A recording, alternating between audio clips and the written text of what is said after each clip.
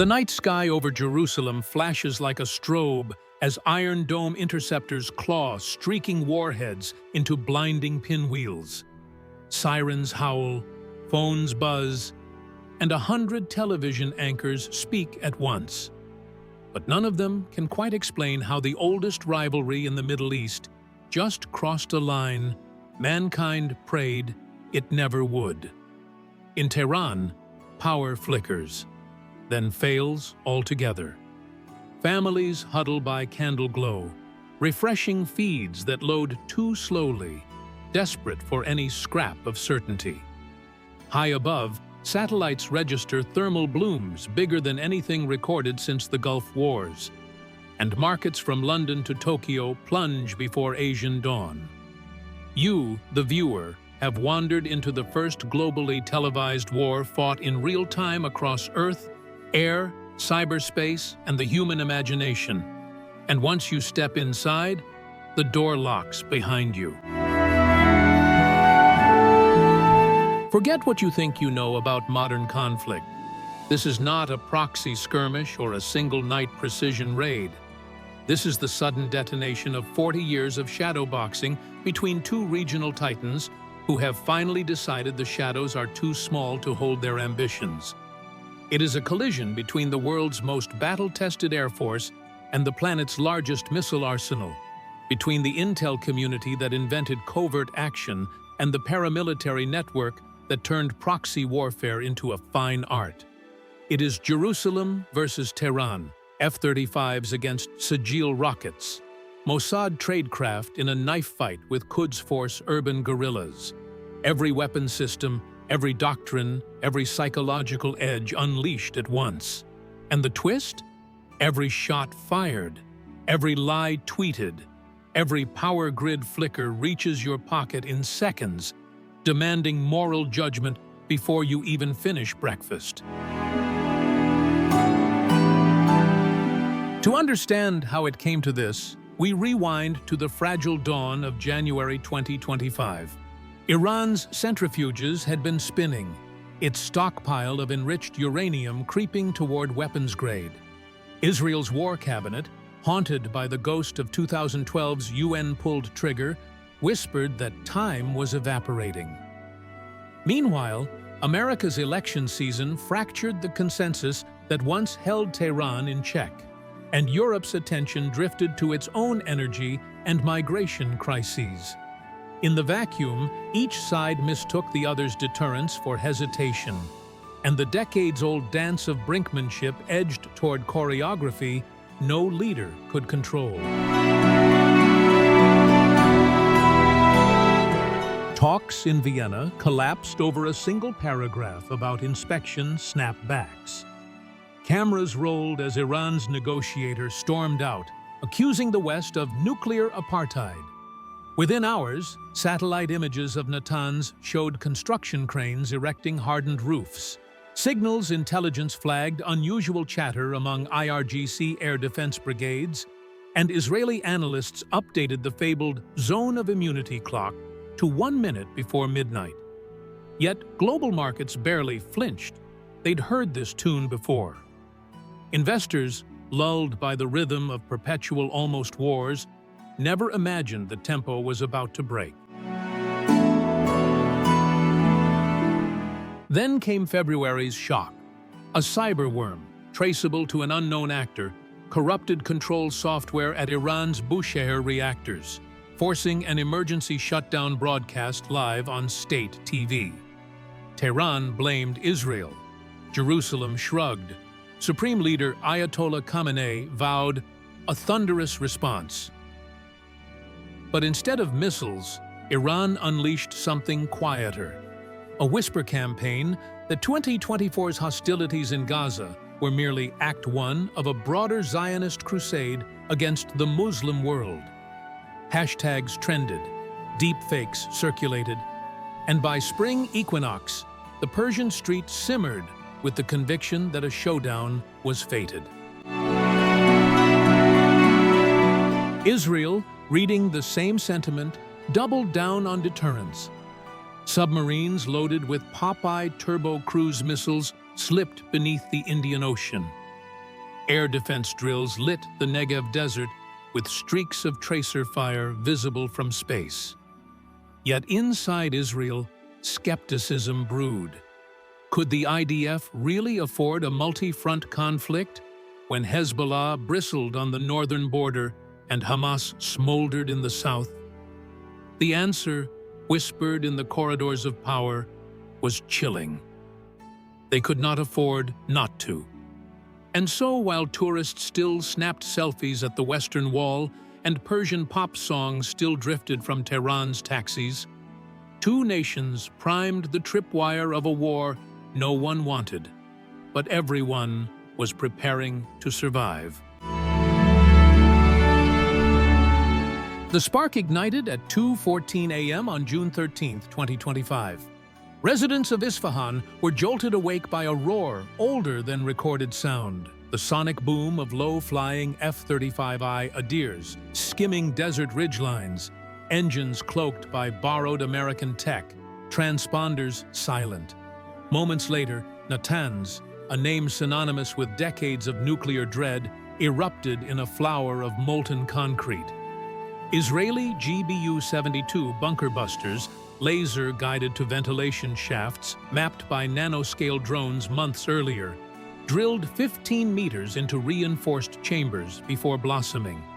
Shockwaves rippled outward, fracturing not just uranium cascades, but Iran's sense of invulnerability. Within half an hour, similar blooms flared over Arak, Fordow, and Parchin. Before most of the world had opened its morning newsfeed, Israel proclaimed Operation Iron Sphinx complete, the greatest preemptive strike since 1981's Osirak raid, scaled to 21st century ambition. Tehran's reply was choreographed Rage 6 Sejjil 3 ballistic missiles arced toward Haifa's petrochemical hub, their grid fins glittering in dawn light. David's sling intercepted 4. The 5th splashed harmlessly into the Mediterranean.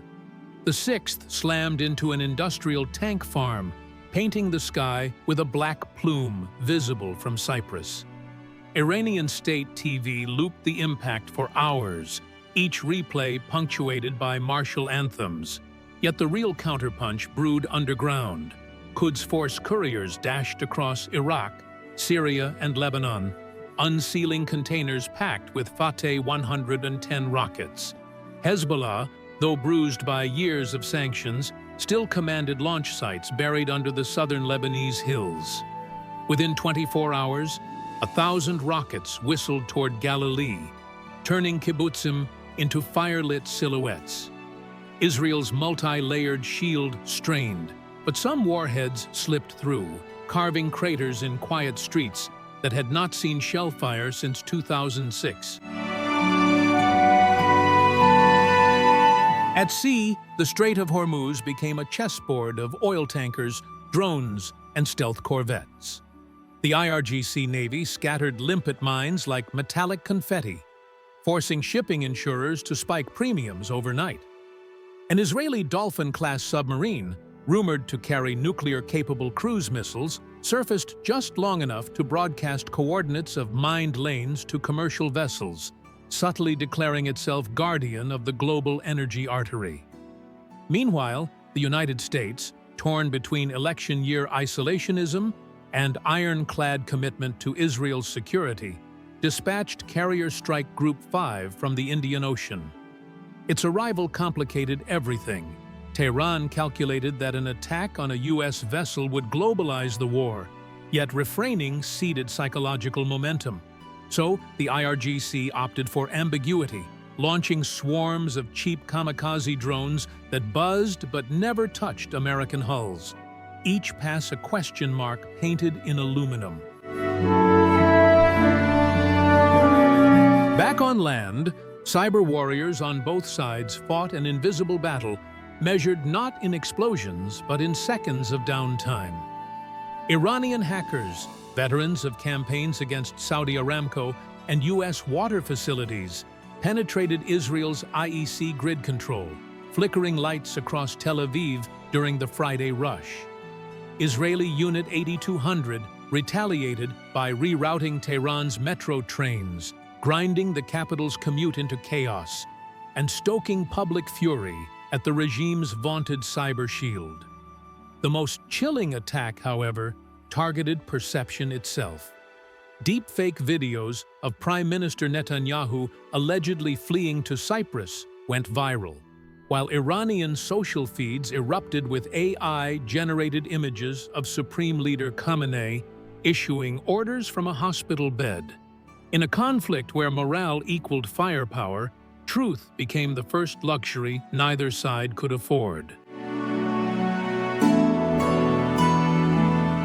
By the conflict's fifth day, traditional front lines dissolved into concentric rings of risk. Northern Israel burned under rocket fire, but the IDF's secret hand stretched far beyond its borders.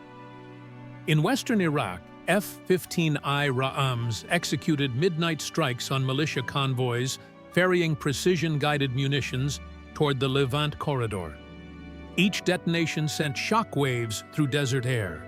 Yet Iraqi state radio, wary of open confrontation, reported them as unexplained ordnance accidents. Simultaneously, special operations teams in unmarked helicopters skimmed the Euphrates, planting microsensors that would later feed targeting data into Israel's kill chain. Every strike was a message. Regional proxies would not be shields, they would be liabilities. Iran's leadership, cornered but unbroken, shifted strategy from immediate victory to protracted attrition. The doctrine was simple: stretch Israel's resources across as many axes as possible until the Jewish state's legendary reserve system creaked under economic weight. Houthis in Yemen received longer-range drones. Shia militias in Bahrain staged protests at U.S. Fifth Fleet gates. Cyberscripts seeded ransomware across European energy grids, hinting that neutrality carried costs.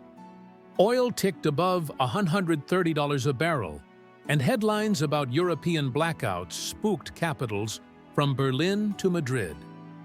In response, Israel reopened its mothballed Sde Timan base near Gaza, converting it into a multi-theater logistics hub. Even so, supermarket shelves in Ashkelon began showing gaps, and whispers of price gouging spread faster than authoritative reassurance. Inside Israel, society morphed overnight. Reservists thronged induction centers, laptops under one arm, duffel bags under the other. Tech firms spun up crisis protocols, allowing coders to debug software from armored personnel carriers between rocket alarms. Schools shifted to remote learning once more, not for a pandemic, but for missile barrages. Yet, the national mood oscillated between grim determination and spectral anxiety. The memory of 1973's Yom Kippur War hovered, another conflict that began with strategic surprise and exacted a heavy psychological toll even in victory. Leaders understood that battlefield wins meant little if home front resilience cracked. Hence, nightly televised briefings, transparent casualty counts, and a relentless narrative. This war would be short, decisive, and the last of its kind. Tehran, for its part, harnessed the war to consolidate shaky domestic legitimacy. Hardline clerics preached sermons framing the conflict as Islam's historic opportunity to erase the Zionist stain, while Revolutionary Guards handed out subsidized bread beside missile launch footage projected on downtown billboards. But beneath the adrenaline lay exhaustion. 2 decades of sanctions had hollowed out the economy. Now, the shekels of petrodollars that still trickled through gray market conduits evaporated. Inflation zipped past triple digits, and middle-class Iranians who once tolerated revolutionary sloganeering began calculating costs in breadlines. The regime calculated correctly that external threat could rally the nation. Yet every rocket fired cost domestic livelihoods, and rumors of dissent within the Artesh conventional army hinted at cracks no propaganda could plaster. Day 10 delivered a horrifying symbol. Soroka Medical Center in Beersheba, typically a sanctuary for both Israeli and Bedouin populations, absorbed a direct ballistic hit. Emergency crews waded through chemical smoke to evacuate neonatal wards, while global news circuits debated whether the incident crossed the line into war crime territory. Tehran denied intentional targeting, yet simultaneously boasted of strategic depth strikes intended to compel Israel's retreat. Images of incubators wheeled across shattered glass ignited outrage from Sao Paulo to Seoul, and world leaders queued for urgent calls to both capitals. Israel, citing Article 51 of the UN Charter, declared all Iranian launch sites legitimate targets regardless of civilian proximity. International patience began to erode, not just with Iran, but with the war itself. Enter diplomacy's first faint glimmer. Oman, custodian of the region's most discreet back channels, proposed shuttle talks in Muscat under Swiss auspices. The offer dangled humanitarian corridors, prisoner exchanges, and a 72-hour ceasefire for international inspection teams at Natanz. Jerusalem signaled cautious interest. Tehran preconditioned discussions on U.S. withdrawal of carrier groups. Washington, wary of election optics, floated a compromise. Redeploy carriers beyond the Hormuz choke point, but maintain drone overwatch. The stage seemed set for a fragile pause, until an anonymous drone strike in Damascus vaporized a senior Hezbollah operative en route to the talks. Accusations flew, tempers spiked, and Muscat's conference rooms remained lit but empty. Disappointed diplomats left a vacuum that battlefields quickly filled. Hezbollah, smelling existential stakes, unleashed what Israeli intelligence nicknamed the Night of 1,000 Volcanoes. Simultaneous rocket salvos, precision-guided M302s, and kamikaze drones aimed at factories in Haifa, command bunkers in Safed, and Ben Gurion Airport's fuel farms. Israel responded with Operation Northern Sword, a ground incursion not seen since the 2006 Lebanon War. Brigades of Merkava 4 tanks pierced the Litani River line, followed by combat engineers clearing booby-trapped villages. Urban warfare ensued, and for every televised clip of a Hezbollah rocket house destroyed, another surfaced of Israeli armor hobbled by Cornet missiles. Casualty lists lengthened. The specter of a quagmire loomed. Yet Israel had learned from past entanglements. Artificial intelligence target packages, trained on terabytes of drone footage, prioritized strikes that collapsed Hezbollah command grids faster than they could regenerate. Small unit tactics emphasized vertical envelopment, drones dropping micro-charges through ventilation shafts, disabling bunkers without leveling neighborhoods. Civilian casualties, though tragic, remained lower than early forecasts, and within 2 weeks, Hezbollah's arsenal shrank by 70%. Tehran's design to stretch Israel until socio-political seams burst began to falter. The Islamic Republic faced a grim equation: escalate to heavier missiles or concede its allies' defeat. Pride picked the former. On July 7th, Iran unveiled the Khaybar-6, a new intermediate-range missile capable of delivering 1,500-kilogram payloads deep into Israel. Global GPS trackers pinged as the first volley launched from hidden silos near Tabriz. Israeli Arrow 3 interceptors rose like silver spears, but one warhead slipped through, slamming into an industrial park outside Dimona. Though the nuclear research center remained untouched, the psychological impact was seismic. For the first time since 1991, Israelis donned gas masks en masse, fearing unconventional payloads.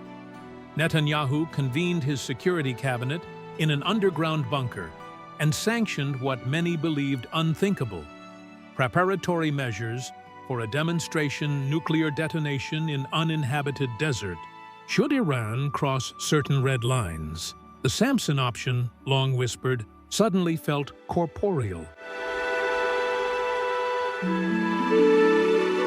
World markets panicked. Crude futures blasted past $180 a barrel. Gold breached $3,000 an ounce. Cryptocurrency exchanges overloaded as investors sought any asset unlinked to nation-states. Within 24 hours, the UN Security Council held an emergency midnight session. China, eyeing energy lifelines, demanded immediate cessation of hostilities. Russia offered to mediate, not out of altruism, but to reassert relevance, lost in its own protracted conflicts. The U.S. ambassador, balancing unwavering support for Israel with dread of nuclear escalation, tabled a resolution threatening Chapter 7 on Iran if further ballistic launches occurred. Tehran laughed off the threat, claiming sanctions had lost meaning decades ago. The Council adjourned without consensus, proof that global governance now operated at the speed of paralysis. Meanwhile, silent revolutions brewed below radars.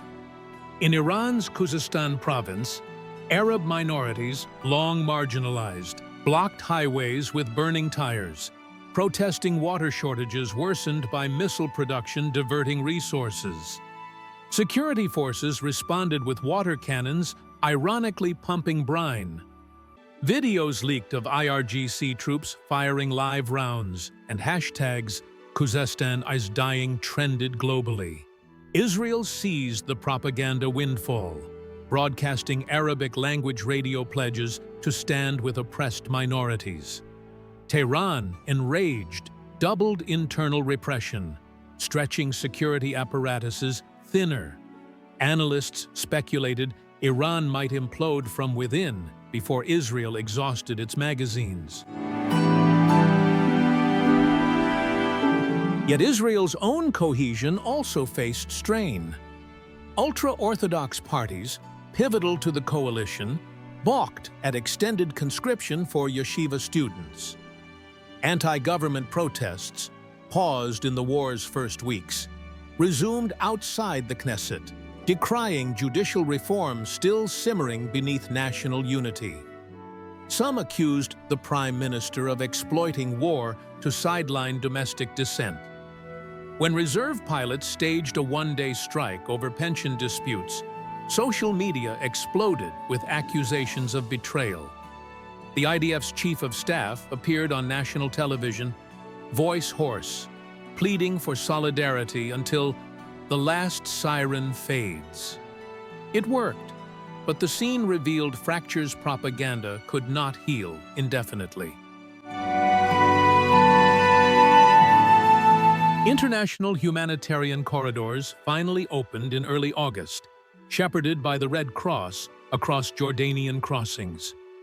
Convoys bearing dialysis equipment for Iranian hospitals, raised by cyber-triggered generator failures, passed trucks hauling Israeli food staples to rocket-scarred Druze villages. Cameras captured the surreal image of aid workers in neutral vests, toggling between Farsi, Hebrew, and Arabic. For a fleeting moment, viewers worldwide glimpsed the war's raw humanity beyond strategic abstractions. But just as empathy peaked, a rumor that Israeli drones shadowed the convoy routes for intelligence data sparked Iranian fury. The humanitarian lull contracted to a heartbeat. Seeking game-changing leverage, Tehran turned to its last unspent chip, the Hormuz chokehold. On August 12th, IRGC commandos boarded a Panama-flagged supertanker bound for Singapore, seizing crew and broadcasting demands. Israel must lift its siege on Lebanese ports, and the U.S. must withdraw carriers. Insurance underwriters froze bookings. Within hours, 25 tankers idled off Oman, forming a line of steel worth billions. The U.S. Navy threatened forceful liberation. Israel proposed a joint operation. Europe pleaded for negotiation, fearing winter energy shortages.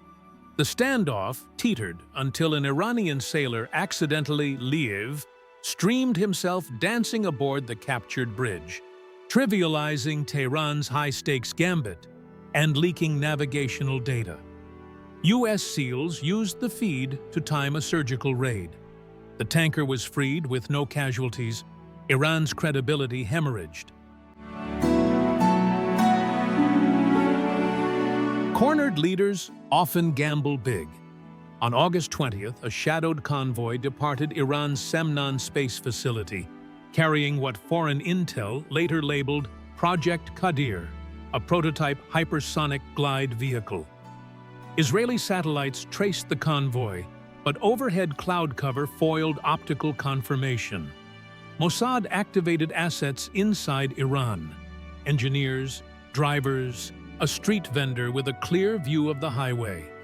Intel pinpointed Rafsanjan Air Base as staging area. What followed remains classified, but seismic sensors recorded a 2.3 magnitude tremor there, and open-source analysts mapped scorch marks consistent with thermobaric detonations. Tehran blamed engine failure. Western media cited covert sabotage. Either way, the hypersonic gambit evaporated before liftoff, reinforcing the axiom that in clandestine war, sometimes failure is victory disguised. September arrived with no sign of ceasefire. School children worldwide returned to classrooms learning about a live conflict shaping fuel prices and history exams simultaneously. Then, in a stunning shift, Israeli media leaked details of back-channel talks in Istanbul involving retired Mossad chiefs and Iranian reformist ex-diplomats. The revelation triggered outrage among hardliners on both sides, proof of negotiation weakness, but also sparked public hope. When polls showed majority Israeli and Iranian citizens favored immediate truce over total victory, leaders took notice. Domestic survival, not ideology, nudged them toward the table. Yet war has a final habit of spiking just before it dies. On September 14th, Israel's ITAM early warning aircraft detected a massive drone swarm crossing Jordanian airspace toward Dimona. Each drone carried minimal explosives, but their numbers threatened sensor saturation. Patriot batteries roared. Lasers prototypes mounted on armored vehicles zipped green lines across sky. 98% of drones fell, yet 2 struck solar arrays powering research reactors. Though damage was minimal, news outlets screamed near nuclear meltdown, and Israel retaliated with a daylight strike on Iran's underground missile depot near Hamadan. Live streamed by passing motorists, the explosion towered like a volcanic plume. Twitter feeds flared louder than the blast. The world inhaled, expecting escalation into nuclear exchange. But something unexpected occurred. Both capitals realized they had exhausted fresh moves. Missiles could still fly, but each marginal gain risked catastrophic backlash. Economists projected Iran's reserves would drain within 6 months. Israel's tourism sector had already lost a full year's GDP contribution. Washington, Beijing, and Moscow delivered a rare joint statement threatening coordinated sanctions on any side rejecting ceasefire proposals. It was the diplomatic equivalent of parents grounding quarreling siblings, but it worked. Ceasefire negotiations reconvened in Geneva under UN blue banners. The talks were marathon sessions of mutual accusation and grudging concession. Iran demanded phased lifting of what it termed terror sanctions. Israel insisted on intrusive verification protocols for missile dismantlement. The sticking point was symbolic. Who would declare victory? Clever mediators reframed victory as survival.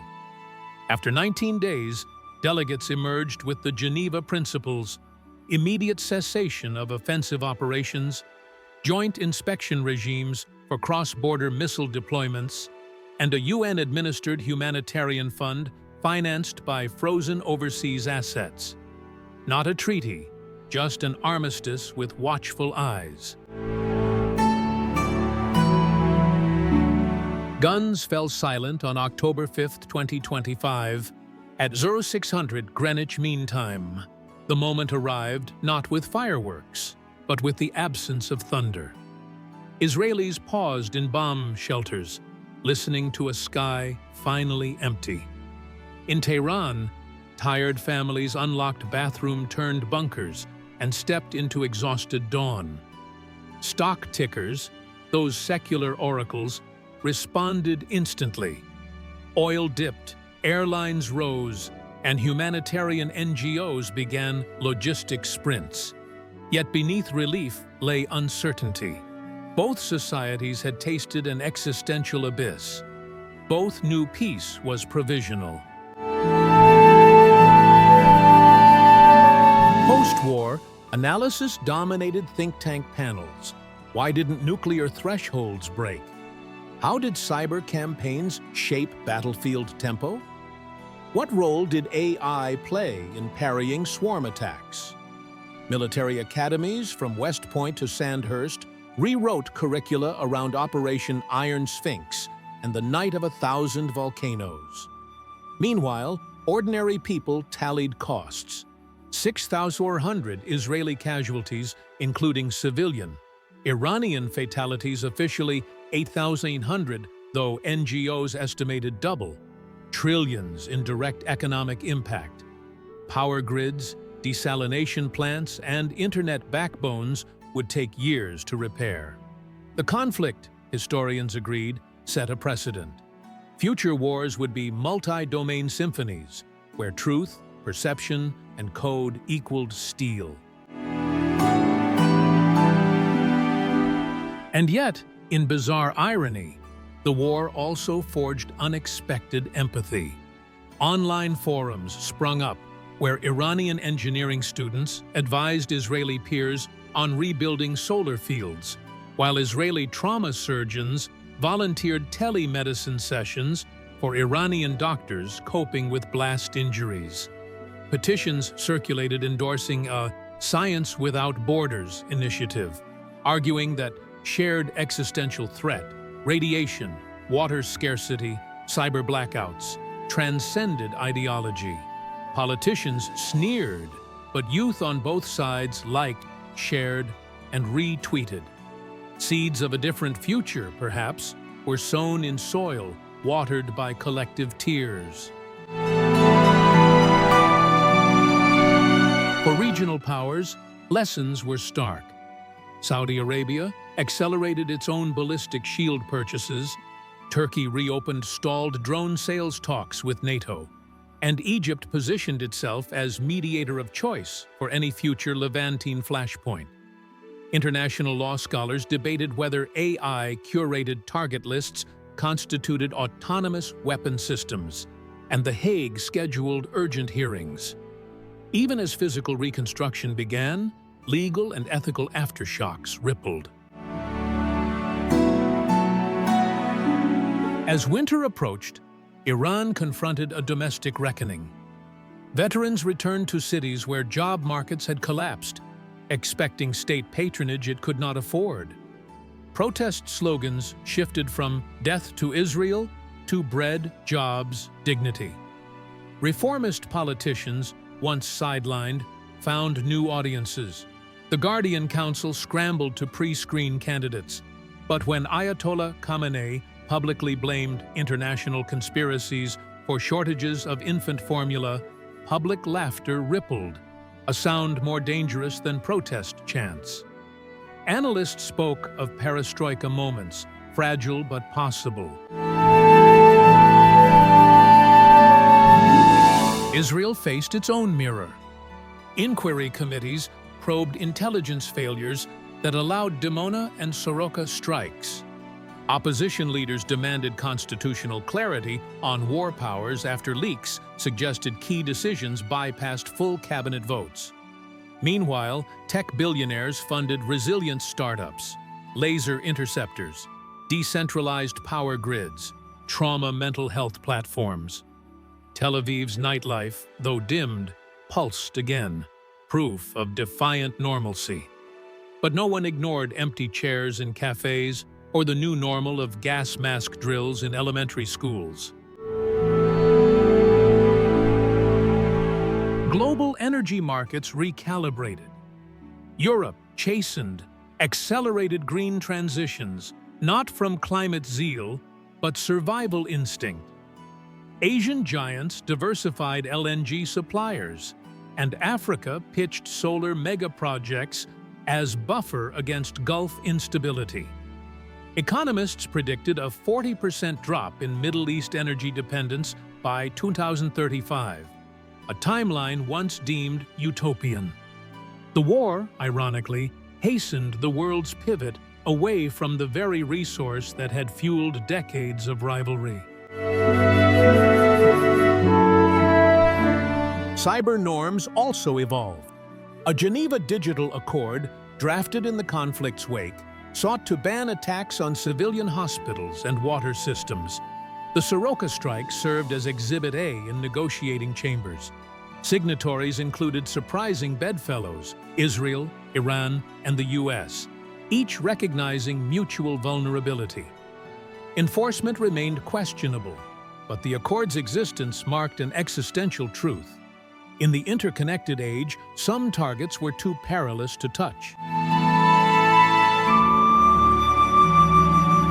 Amid reconstruction, war crimes tribunals loomed. Footage of indiscriminate rocket fire and hospital strikes reached prosecutors in The Hague. Both nations prepared legal defenses framing civilian impact as collateral within proportional rules. The Global South criticized selective justice, pointing to conflicts elsewhere ignored. Yet, for the first time, commanders hesitated before authorizing drone strikes.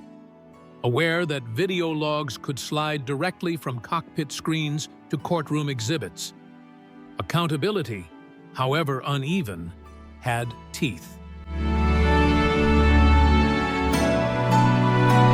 Culturally, artists processed trauma through furious creativity.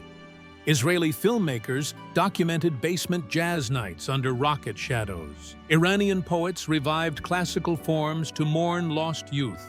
Streaming platforms picked up bilingual series exploring forbidden friendships across digital trenches. Critics labeled it conflict chic, but audiences devoured authenticity. Shared suffering, packaged for binge-watching, became another export.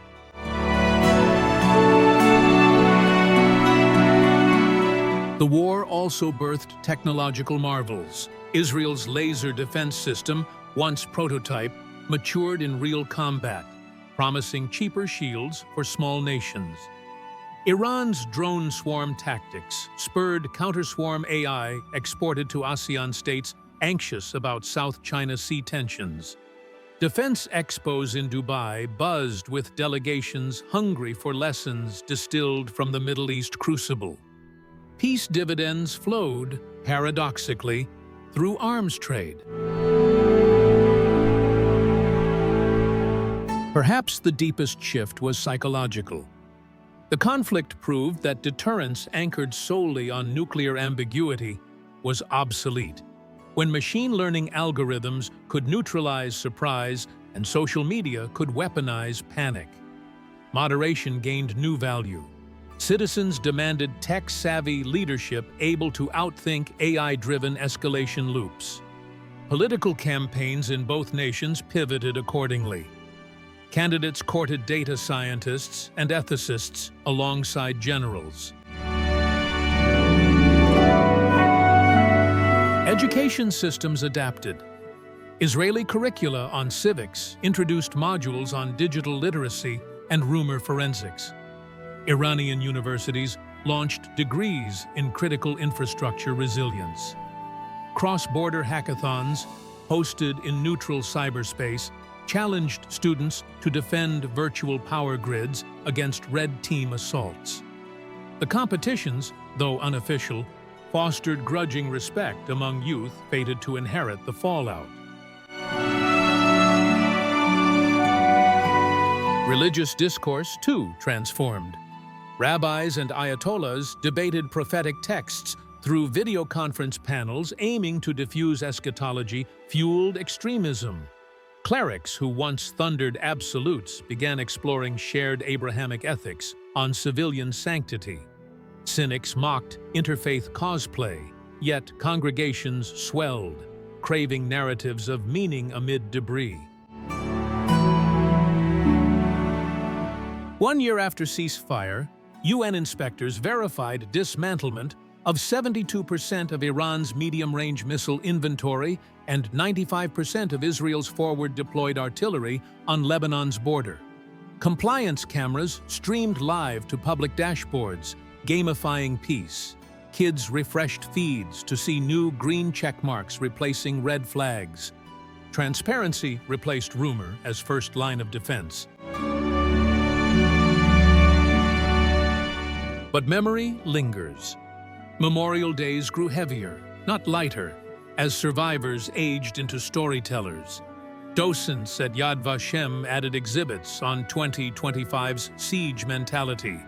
Tehran's Museum of Sacred Defense dedicated a hall to the 10-day War of Sovereignty. Tour guides on both sides noticed visitors tracing parallels between ancient narratives and modern folly. The war, though brief compared to history's giants, carved canyons in collective consciousness. Economically, reconstruction fostered uneasy interdependence. Israeli agritech firms quietly sold drought-resistant seeds via Turkish intermediaries to Iranian cooperatives, who in turn exported saffron through Qatari ports back to Tel Aviv restaurants. Officially, trade bans remained. Unofficially, hunger outranked ideology. Black markets mutated into gray, then emerged into white with bureaucratic face-savers like third-party humanitarian exchange licenses. Border dynamics shifted.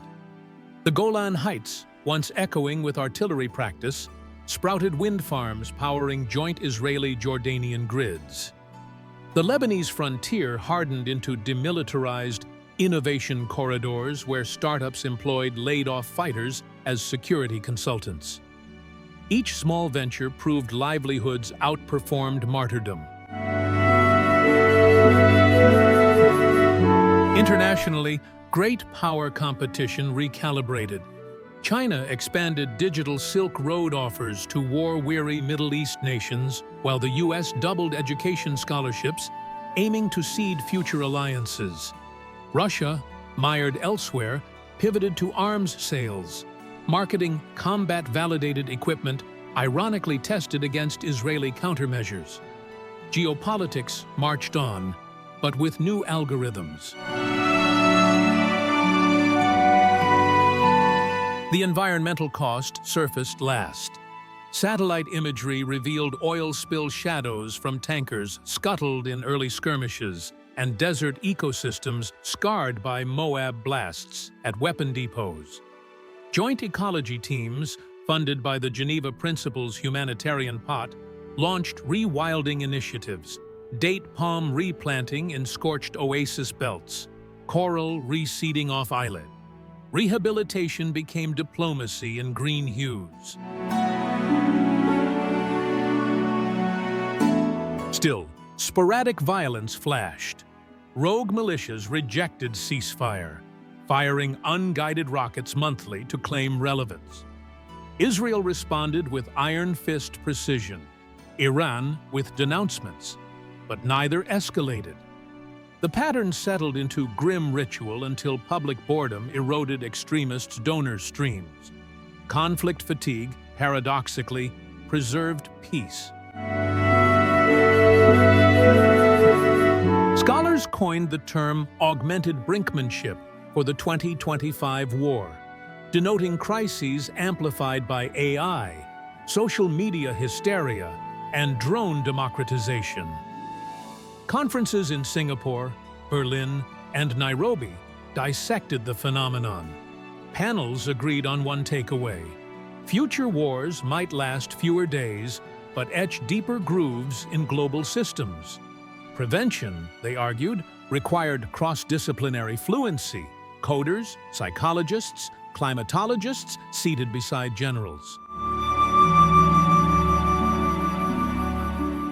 And so, as the decade closed, Israelis and Iranians alike confronted a paradox.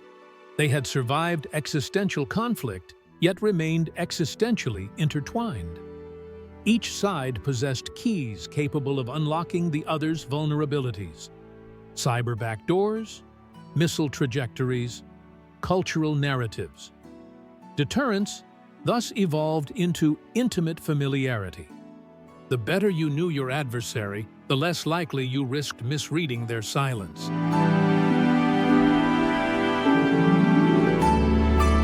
A final vignette crystallizes the era. In December 2029, the Israeli Philharmonic hosted an anonymous Persian composer's symphony titled Mirrors Across Salt. Violin passages mimicked air raid sirens morphing into lullabies. The performance streamed illegally into Tehran living rooms, where listeners wept, some in nostalgia, some in anger, most in recognition. History books may record missiles and treaties, but humanity often archives its deepest truths in art. Thus ends the chronicle of the war that almost broke the world, but instead bent its trajectory. Whether it bends toward justice or relapse remains unwritten. The next chapter belongs to those who carry both memories and dreams, code and conscience, trauma and resolve. You, watching this narrative unfold, are now part of that authorship.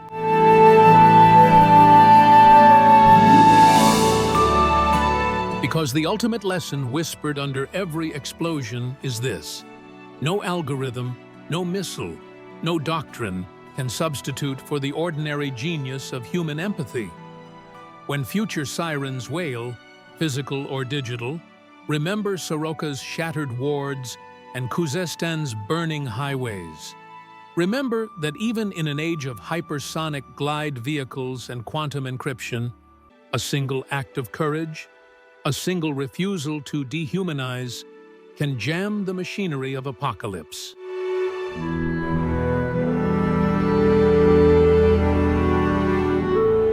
So if this story moved you, if the images of silicon smart missiles and candlelit hospital corridors sparked equal parts dread and determination, don't archive it in the mental folder labeled News I Survived. Talk about it, debate it, let it inform how you vote, code, invest, teach, and raise the next generation. Peace is not the absence of war. It is the daily practice of diffusing the next escalation before it trends.